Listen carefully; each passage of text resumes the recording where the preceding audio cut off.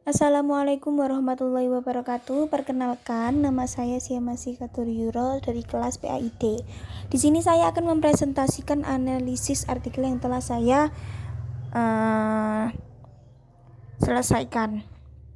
Yang pertama yaitu judul artikel saya tentang peningkatan hasil belajar mata pelajaran fikih melalui penerapan metode PHRST, yaitu Preview Question Read Rumaires Test. Nah, peserta didik di kelas 5 di MI Ismaria Al-Quraniyah Islamiyah Raja Rabasa, Bandar Lampung, tahun belajar 2016-2017. Penulisnya yaitu Uswatun Hasanah, afiliasinya dari Universitas Islam Negeri Raden Intan Lampung.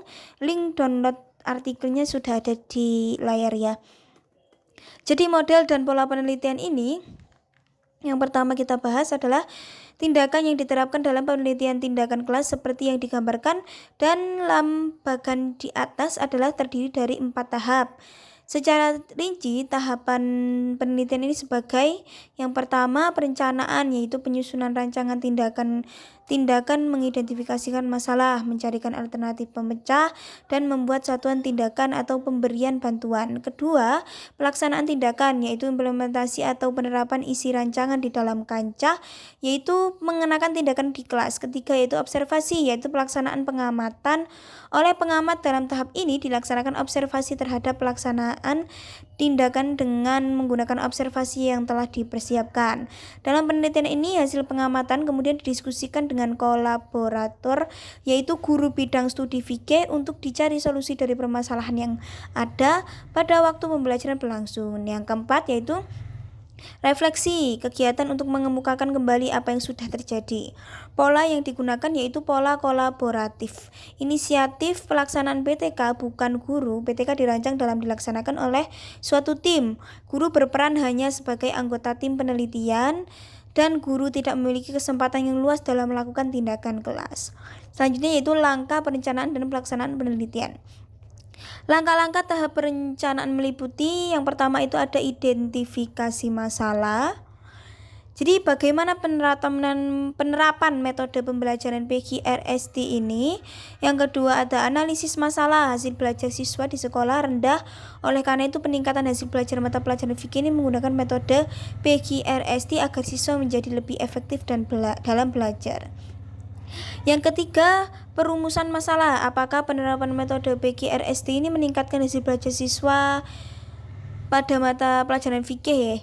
Yang keempat, merencanakan pembagian formulasi solusi dalam bentuk hipotesis tindakan untuk meningkatkan hasil belajar siswa pada mata pelajaran fikih kelas 5 melalui penerapan metode PGRST. Selanjutnya yang kelima, analisis kelayakan hipotesis tindakan. Setelah menetapkan alternatif hipotesis yang terbaik, hipotesis ini masih perlu dikaji kembali kelayakannya dikaitkan dengan kemungkinan pelaksanaannya, yaitu kemampuan dan komitmen guru sebagai aktor pelaksana, karena pelaksanaan PTK ini memang harus tumbuh dari keinginan guru sendiri. Dalam metode ini, guru cukup aktif untuk pelaksanaan belajar dan kemampuan mengecek kondisi fisik siswa dalam mengikuti tindakan tersebut, apakah sudah siap dalam pembelajaran. Ketersediaan sarana atau fasilitas yang diperlukan juga sudah diberikan dari pihak sekolah. Iklim belajar dan iklim kerja di sekolah disesuaikan oleh kegiatan selanjutnya dalam metode di dalam kelas. Selanjutnya yaitu instrumen penelitian. Nah, dalam verifikasi data ini, penulis mengkonvergensikan data reduksi dan display. Selanjutnya melakukan verifikasi data dengan mencocokkan teori yang terkait metode pembelajaran PGRST dalam meningkatkan hasil belajar pada mata pelajaran fikih di sekolahan MI Ismaria Al-Quraniyah. Selanjutnya yaitu analisis data. Nah, analisis data ini berdasarkan analisis pada pembahasan sebelumnya, maka dapat disimpulkan bahwa sebelum menerapkan metode PGRST yang tuntas terdapat 10 orang peserta didik, yaitu 29,41%, dan yang belum tuntas 24 orang peserta didik, yaitu 70,59%. Selanjutnya pada siklus 1, hasil belajar peserta didik pada materi makanan dan minuman yang halal dengan penerapan metode PGRST ini mengalami peningkatan, yaitu dapat 19 orang peserta didik yang tuntas yaitu 55,88%, dan yang belum tuntas 15 orang peserta didik yaitu 44,22%. Lalu pada siklus kedua pada materi makanan dan minuman yang haram diketahui peserta didik yang tuntas ada 28 orang peserta didik yaitu 82,35%, dan yang belum tuntas itu ada 6 orang peserta didik yaitu 17,65%.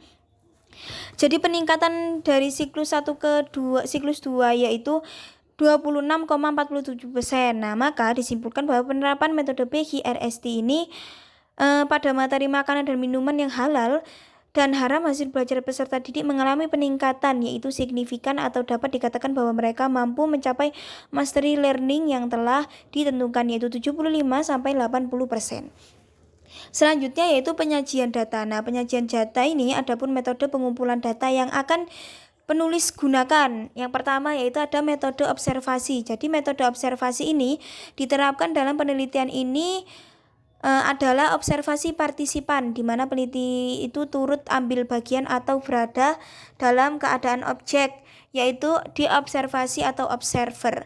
Metode ini merupakan salah satu metode pokok yang digunakan penulis untuk mengetahui keadaan MI Ismaria untuk mata pelajaran fikih yang sebenarnya di lapangan. Yang kedua yaitu ada metode wawancara. Jadi teknik interview yang digunakan adalah interview bebas terpimpin, yaitu tanpa jawab secara bebas dengan berpedoman pada pokok-pokok yang ditentukan terlebih dahulu. Adapun interview ini ditujukan kepada guru bidang studi fikih dan peserta didik di sekolah MI Ismaria Al-Qur'aniyah yang dapat memberikan informasi tentang data yang dibutuhkan oleh penelitian tentang penerapan metode PGRST dalam pembelajaran fikih. Yang ketiga yaitu ada metode dokumentasi. Metode dokumentasi ini juga digunakan oleh peneliti untuk memperoleh gambaran ketika proses belajar mengajar dengan metode PGRST yang dilaksanakan. Yang keempat ada metode tes. Penelitian menggunakan metode tes ini untuk mengumpulkan data mengenai hasil belajar peserta didik pada mata pelajaran fikih. Cukup sekian dari presentasi saya, semoga bermanfaat. Terima kasih. Wassalamualaikum warahmatullahi wabarakatuh.